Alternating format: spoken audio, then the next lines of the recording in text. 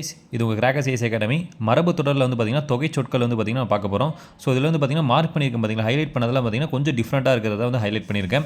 ஃபஸ்ட்லேருந்து பார்த்தலாம். அதுக்கப்புறம் வந்து பார்த்திங்கன்னா ப்ரீவியஸ் கொஸ்டின் இருக்குது. ஸோ அதையும் கொஞ்சம் அனலைஸ் பண்ணிடலாம்.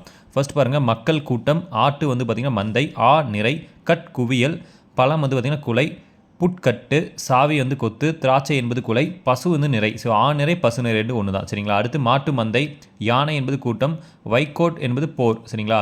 ஆலங்காடு, கம்பக்கொல்லை, பனந்தோப்பு, சவுக்குத்தோப்பு, பலாத்தோப்பு, தென்னந்தோப்பு, தேயிலை தோட்டம், பூந்தோட்டம், எறும்பு சாறை.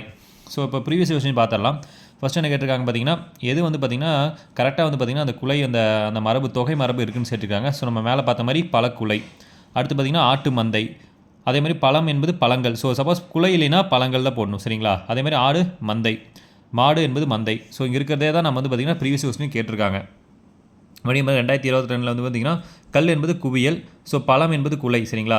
குவியல் போட்டக்கூடாது, பந்தைன்னு போட்டு பழம் வந்து குலை, இது ஈஸியாக தான் ஆப்ஷனில் இருக்குது. அடுத்து வந்து பார்த்திங்கன்னா நெல் வயல். ஸோ நெல் வந்து பார்த்திங்கன்னா தூற்று இல்லைன்னா நெல் வந்து வயல் நீங்கள் போடலாம். அதேமாதிரி மக்கள் என்பது கூட்டம், எறும்புகள் என்பது சாறை சாறையாக. இங்கே ஒரு மார்க் பண்ணி பார்த்திங்கன்னா ரொம்ப டிஃப்ரெண்ட்டாக இருக்குது பாருங்கள். நூல் அப்படின்னா உருண்டை, ரொம்ப முக்கியம் சரிங்களா. நூல் வந்து உருண்டை, இல்லைன்னா வந்து பார்த்திங்கன்னா நூலுக்கு வந்து இன்னொரு பொருள் என்ன பார்த்திங்கன்னா பந்து. நூல் நிறைய நூல் இருந்துச்சுன்னா அது வந்து பார்த்திங்கன்னா பந்துன்னு சொல்லுவாங்க, இல்லைனா உருண்டைன்னு சொல்லுவாங்க. அடுத்து வந்து பார்த்திங்கன்னா கல் என்பது மடிரி குவியல், ஸோ புல் என்பது கட்டு, பழம் என்பது குலை.